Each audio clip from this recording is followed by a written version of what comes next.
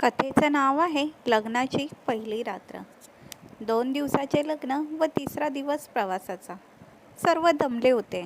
पाहुणे देखील आपापल्या गावी परतले होते आणि लग्नानंतरची ती त्यांच्या मिलनाची पहिलीच रात्र होती. मनोहर फार आनंदात होता. रात्री तो आपल्या खोलीत गेला. त्याला अपेक्षा होती की हिंदी चित्रपटाच्या नायिकेसारखी त्याची नववधू देखील त्याची वाट बघत त्याला पलंगावर बसलेली दिसेल. पण माधुरी तर खुर्चीवर बसली होती. मनोहर तिच्याजवळ आला. इथं अशी काय बसली आहेस? मला काही महत्त्वाचं बोलायचं आहे, माधुरी म्हणाली. आजच? आत्ताच? होय, आजच आणि आत्ताच. बरं बोल, काय सांगायचं आहे? मी लग्नाला तयार नव्हते. मनोहर एकदम दचकला. काय म्हणतेस तू? वेड लागलंय का तुला? अगं, परवाच आपलं लग्न झालं ना, आणि आज तू हे काय बोलतेस? कोणी काय बोललं का तुला? नाही. मग मग काय? जे खरं आहे तेच तुम्हाला सांगते. हे लग्न मला मान्यच नव्हतं. अगं, मग हे लग्नाच्या अगोदर नाही का सांगायचं?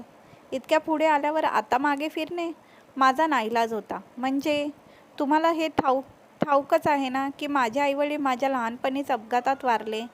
काका काकूंनी सांभाळले मला. काका तसे प्रेमळ होते, पण काकूंनी मला खूप छळले.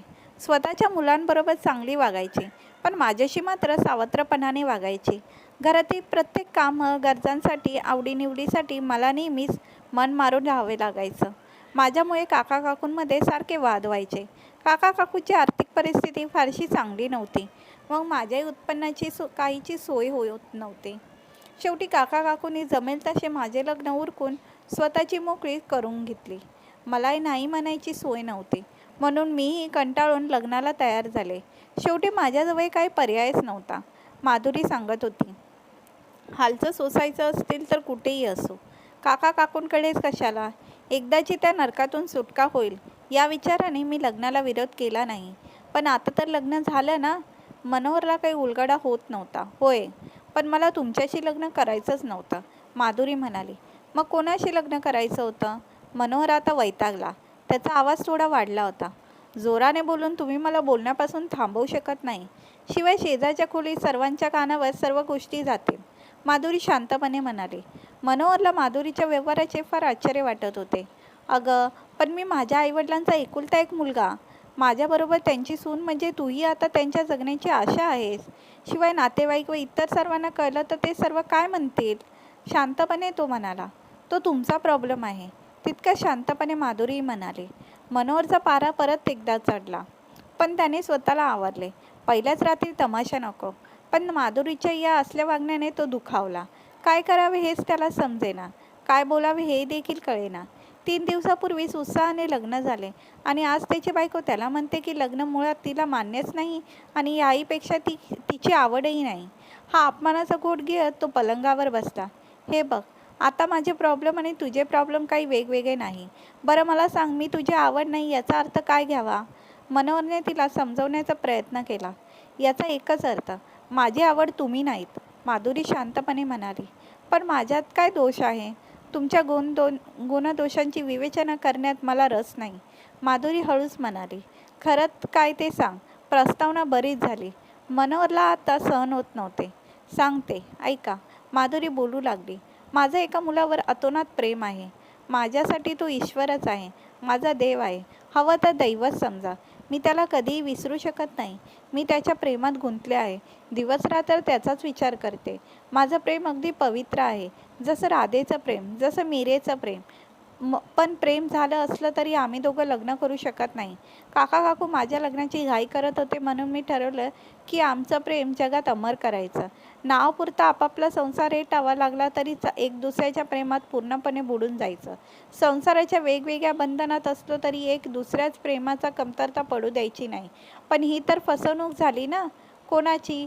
तुझ्याकडून माझी आणि तुझ्या प्रियाकडून तुझी आणि तुम्हा दोघांकडून सर्वांची, समाजाची देखील. समाजाचं तर कोणी गोष्ट करूच नाही, माधुरी शांतपणे बोलत होती. समाजाने मला काय दिलं? समाजात 4 चौघात राहून देखील आजपर्यंत मी एकटीच जगत आहे. माझे आईवडील गेल्यापासून सतत माझी फसवणूक होत आहे. काकांच्या मुलांना आणि माझ्यामध्ये कारण नसताना समाजानेच भेदभाव केला. असल्या समाजाची मी काळजी कशाला करायची? मला जो मानसिक भावनिक आधार हवा होता तो माझ्या प्रियकराने मला दिलेला आहे. माझ्या प्रियकराने कोणाचीही फसवणूक केली नाही. त्याने सर्व नातीगोती केव्हाच मनापासून त्यागलेली आहे. खरं प्रेम करणारा माझा प्रियकर कोणत्याही बंधनांना मानत नाही.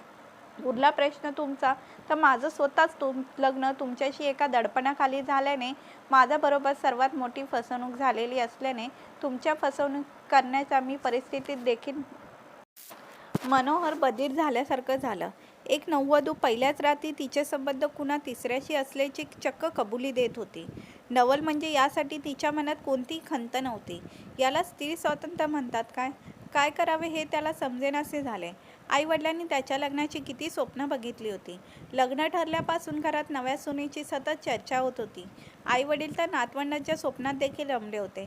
आता त्यांना या सर्व प्रकरणाची जराशीही कल्पना आली तर त्यांना किती धक्का बसेल. वडिलांचे तर नुकतेच बायपासचे ऑपरेशन झालेले आहे. त्यांना तर हा आघात सहनच होणार नाही. आई देखील खचून जाईल. चार चौघांना तिला सामोरे जाता येणार नाही. आजपर्यंत समाजात ताठमानेने जगणाऱ्या त्याच्या आईवडिलांचे काय होईल? नवीन नवरी त्याला लगेचच सोडून गेल्या, लोकही त्याच्याबद्दल नाही नाही ते बोलतील. या सर्वांना तो कसं काय तोंड देणार आहे? या सर्व विचारांनी मनोहर फारच काळजीत पडला. मग आता पुढे काय? मनोहरने विचारले. त्याच्या आवाजात वेदना होत्या. हे सर्व तुम्हाला सांगितलं मी या खोलीत कशी काय थांबू शकते? म्हणजे तू जाणार? होय, पण कुठे? सध्या तरी माहीत नाही. थोडा वेळ दोघेही शांत बसले. मनोहरसारखा माधुरीकडे बघत होता. माधुरीची नजर खालीच होती. ती पायातल्या अंगठ्याच्या नखाने जमिनीवर मनातलं काहीतरी कोरीत होती. ती सर्व सांगून मोकळी झाली होती. आता मनोहरची निर्णय घेण्याची वेळ होती. काय करावे हाच विचार त्याला सारखा त्रास देत होता. त्याच्या मते लग्ना अगोदर काही संबंध असले तर बहुधा सर्व मुली ते गुपितच ठेवतात व आपल्या संसारात रमतात. पुरुषही काही वेगळे वागत नाही. पण इथं तर पहिल्याच रात्री सर्व उघडकीस आलं होतं. आणि मुख्य म्हणजे त्याची बायको त्याला सोडून जाणार होती आणि याची तिला कोणतीही खंत नसल्याचे मनोहरला भासत होते. आयुष्यात येणाऱ्या बऱ्याच वाईट गोष्टीची तिला काही एक कल्पना नसली तरी काही ऐकण्याच्या मनस्थितीत वाटत नव्हती. आता मार्ग मनोहरला शोधायचा होता. हे बघ, मी तुझ्या प्रियकाला ओळखत नाही म्हणून मला त्याची बाजू माहीत असणं शक्य नाही. पण ज्यानं जे काही केलं ते कोणत्याही दृष्टीने योग्य नाही. लहान वयातल्या बालिश प्रेमाचा गैरवापर केल्याचं मला जाणवत आहे.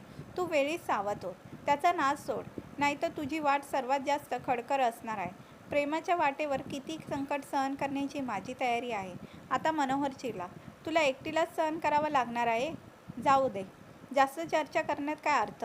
आता असं कर, 2-4 दिवस जाऊ दे. माझ्या आईबाबांना थोडं समाधान वाटू दे. मग मी तुला तुझ्या काकांकडे स्वतःच पोचून येईल. मग तुझा निर्णय घेण्यासाठी तू मोकळी राहशील.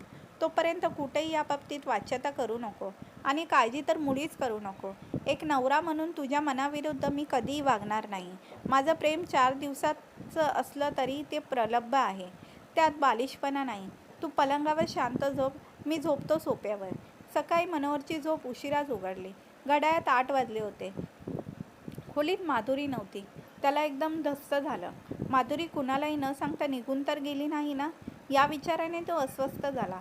घाईघाईने तो बाहेर आला आणि पाहतो तर काय, माधुरीने स्नान नुकतेच झालेले वाटत होते. अर्धवट पुसलेले ओलसर केस मोकळेच होते. बाबा सोवळं नेसून पूजा करायला बसले होते. माधुरी बाबांसाठी पूजेची तयारी करत त्यांच्या जवळ बसली होती. एक एक फूल वेचून माळा गुंफत होती. हे सर्व बघून मनोहरला फारच आश्चर्य वाटले. माधुरीच्या चेहऱ्यावर एक वेगळंच तेज होतं. रात्रीच्या माधुरीपेक्षा ही माधुरी फारच वेगळी दिसत होती. मनोहरचा स्वतःच्या डोळ्यावरचा विश्वासच बसत नव्हता. बराच वेळ तो माधुरीला बघत तसाच उभा होता. बाबांचंच लक्ष त्याच्याकडे गेलं. सुनबाई, तुमचे यजमान उठले, त्यांच्यासाठी चहा पाण्याचं बघा. बाबा हसत म्हणाले. मनोहर परत आपल्या खोलीत परतला. त्याला काही समजेनाच. थोड्या वेळाने माधुरी चहा घेऊन खोलीत आली. चहा टेबलावर ठेवून ती परत जाऊ लागली. थांब, मनोहर म्हणाला. बाबांची पूजा आटपली की येते. म्हणत ती निघून गेली. मनोहरचे स्नान वगैरे आटपले तोपर्यंत माधुरी खोलीत आलेलीच नव्हते. मनोहरला तिला बरंच काही विचारायचं होतं. रात्रीची माधुरी व आत्ताची माधुरी यात त्याला बराच फरक जाणवत होता. थोड्या वेळाने आईनेच त्याला हाक दिली. गरमागरम पोहे बनवलेत आहे सुनबाईने, बाहेर ये. मनोहर बाहेर आला. माधुरीने त्याच्या हातात पोह्यांची प्लेट दिली. काय दादा, कुठे घेऊन जाणार आहेस वहिनीला हनीमूनसाठी? चुलत बहिणीने त्याला विचारलं. कुठेही नाही. का रे, वहिनीला बाहेर नेणार नाहीस फिरायला? बाहेर तर नेणार आहे, पण. मनोहर आईकडे वळला. उद्या किंवा परवा हिला माहेरी सोडणार आहे. का रे? त्यांच्याकडून काही निरोप वगैरे आला आहे का? आईने विचारले. नाही, माधुरीची जायची इच्छा आहे. मनोहरने कटाक्षाने माधुरीकडे बघितले व म्हणाला, काल रात्री म्हणत होती तिचं काही जरुरी काम आहे, तिला माहेरी जावं लागेल. आता सर्व जोरजोराने हसू लागले. मनोहरला गोंधायल्यासारखं झालं. त्याने माधुरीकडे बघितलं तर तीही हसत होती. त्याला कळेनाच की सर्व का हसत आहेत. तो रागाने म्हणाला, हसायला काय झालंय? काल कोणती तारीख होती? आईने विचारले. 1 एप्रिल. लगेचच मनोहरच्या तोंडून निघाले. दादा, तू एप्रिल फूल बनला. चुलत बहिणीने त्याच्या पाठीवर धप्पा दिला. सुनबाईने सांगितलं सगळं आम्हाला, बाबा म्हणाले. मनोहर आता आणखीनच चिडला. मग तो प्रियकर गोपाळकृष्ण सोबत आणले आहेत सुनबाईने. पूजेसाठी ठेवले आहेत देवारात. आई हसत म्हणाली. तर मंडळी, आजची ही कथा तुम्हाला कशी वाटली कमेंट करून आम्हाला नक्की सांगा. कथा आवडली असेल तर चॅनलला लाईक करा, शेअर करा आणि चॅनलला सबस्क्राईब करा. धन्यवाद.